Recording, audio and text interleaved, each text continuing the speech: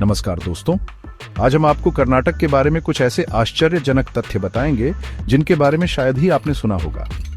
जी हाँ, आज हम बात कर रहे हैं उस कर्नाटक की जो सिर्फ खूबसूरत पहाड़ों, समुद्र तटों और कॉफी के बागानों का घर नहीं है, बल्कि एक समृद्ध इतिहास, विविध संस्कृति और अद्भुत रहस्यों का खजाना भी है। तो तैयार हो जाइए, क्योंकि आज हम आपको कर्नाटक के अनसुने रहस्यों से रूबरू कराने जा रहे हैं जो आपको हैरान कर देंगे। तो चलिए शुरू करते हैं। दोस्तों, क्या आप जानते हैं कि कर्नाटक में एक ऐसा शिलालेख है जो 450 ईसा पूर्व का है? जी हाँ, मैं बात कर रहा हूँ हल्मिडी शिलालेख की, जो कर्नाटक के हासन जिले में मिला था।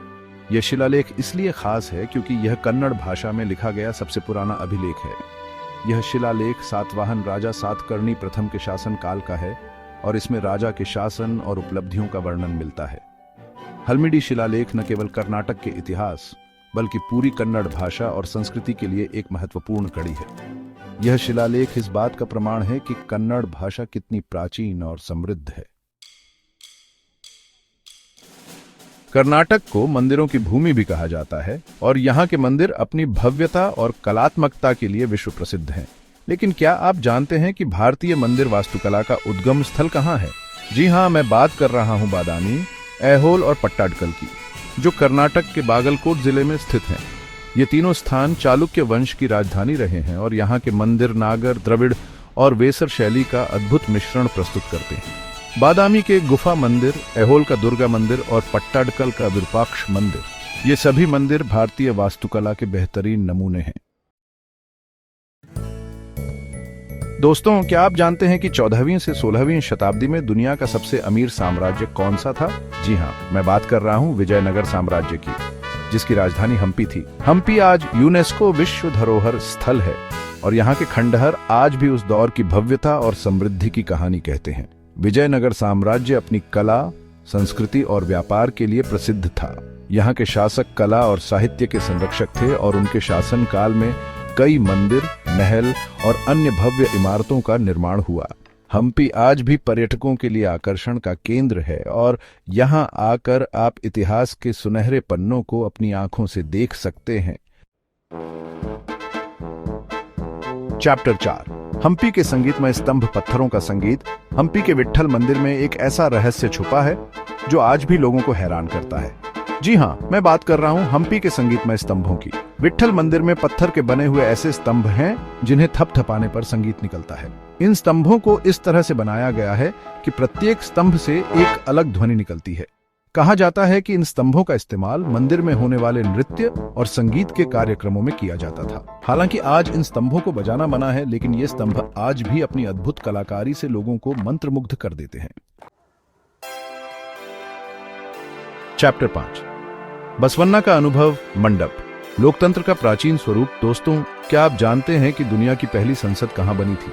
आप चौंक जाएंगे यह जानकर कि यह भारत में ही थी और वह भी 12वीं शताब्दी में। जी हाँ, मैं बात कर रहा हूं बसवन्ना के अनुभव मंडप की, जो कर्नाटक के कल्याण में स्थित है। बसवन्ना एक महान समाज सुधारक और कवि थे जिन्होंने जातिवाद और धार्मिक भेदभाव के खिलाफ आवाज उठाई। अनुभव मंडप एक ऐसी जगह थी जहां सभी जातियों और धर्मों के लोग बिना किसी भेदभाव के आकर अपने विचारों का आदान प्रदान कर सकते थे। यह एक प्रकार से लोकतंत्र का प्राचीन स्वरूप था जहां सभी को समानता का अधिकार प्राप्त था। टाइटल रानी चेन्नम्मा, वीरांगना की गाथा। दोस्तों, भारत के इतिहास में कई वीरांगनाओं ने जन्म लिया है जिन्होंने अपनी बहादुरी से पूरी दुनिया को हिला दिया। ऐसी ही एक वीरांगना थी रानी चेन्नम्मा, जिन्हें कित्तूर की रानी के नाम से जाना जाता है। 18वीं शताब्दी में जब अंग्रेज भारत में अपनी जड़ें जमा रहे थे, तब रानी चेन्नम्मा ने अंग्रेजों की ताकत को चुनौती दी और अपनी मातृभूमि की रक्षा के लिए उनसे लोहा लिया। रानी लक्ष्मीबाई से 30 साल पहले ही रानी चेन्नम्मा ने अंग्रेजों के खिलाफ युद्ध छेड़ दिया था और अपनी बहादुरी और रणनीति से उन्हें धूल चटा दी थी। रानी चेन्नम्मा का साहस और बलिदान आज भी देशवासियों के लिए प्रेरणा है। कर्नाटक के हासन जिले में स्थित होयसलेश्वर मंदिर होयसल वास्तुकला का एक बेजोड़ नमूना है। यह मंदिर भगवान शिव को समर्पित है और इसकी दीवारों पर की गई नक्काशी अद्भुत है। हजारों की संख्या में देवी देवताओं, जानवरों और पौराणिक कथाओं को इस मंदिर की दीवारों पर उकेरा गया है। कहा जाता है कि इस मंदिर को बनाने में 100 साल से भी ज्यादा का समय लगा था। होयसलेश्वर मंदिर भारतीय मूर्तिकला का एक अनमोल रत्न है जो हमें हमारे गौरवशाली इतिहास की याद दिलाता है। कर्नाटक के हासन जिले में स्थित श्रवणबेलगोला जैन धर्म का एक प्रमुख तीर्थ स्थल है। यहाँ भगवान गोमतेश्वर बाहुबली की विशाल प्रतिमा स्थापित है, जो दुनिया की सबसे ऊंची अखंड मूर्ति है। यह मूर्ति 57 फुट ऊंची है और एक ही ग्रेनाइट पत्थर को काट कर बनाई गई है। इस मूर्ति का निर्माण 981 ईस्वी में गंगा वंश के राजा राजमल्ला ने कराया था। हर 12 साल में एक बार इस मूर्ति का महामस्तकाभिषेक किया जाता है, जिसमें लाखों श्रद्धालु भाग लेते हैं।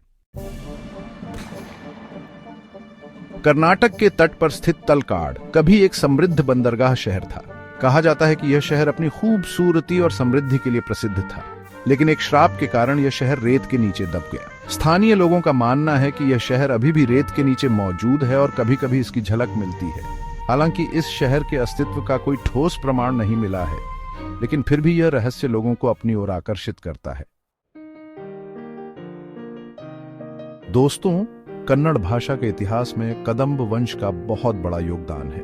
4वीं शताब्दी में कर्नाटक में शासन करने वाले कदंब वंश ने सबसे पहले कन्नड़ भाषा को प्रशासन में आधिकारिक भाषा का दर्जा दिया था। कदंब शिलालेख इस बात का प्रमाण है कि उस समय कन्नड़ भाषा का प्रयोग राजकाज और साहित्य दोनों में होता था। कदंब वंश के शासकों ने कन्नड़ भाषा और साहित्य को बढ़ावा देने के लिए कई कदम उठाए थे, जिसके कारण कन्नड़ भाषा आगे चलकर दक्षिण भारत की प्रमुख भाषाओं में से एक बनी। दोस्तों, उम्मीद है कि आपको कर्नाटक के ये अद्भुत तथ्य जानकर अच्छा लगा होगा। यह तो बस कुछ ही उदाहरण है। कर्नाटक में ऐसे और भी कई रहस्य और आश्चर्य छिपे हैं, जिन्हें जानने के लिए आपको खुद यहाँ आना होगा। कर्नाटक सिर्फ एक राज्य नहीं, बल्कि एक अनुभव है, जिसे जीने के लिए आपको यहाँ की संस्कृति, इतिहास और प्रकृति के रंगों में रंगना होगा। अगर आपको हमारा वीडियो पसंद आया हो तो कृपया लाइक, शेयर और सब्सक्राइब करना न भूलें। धन्यवाद।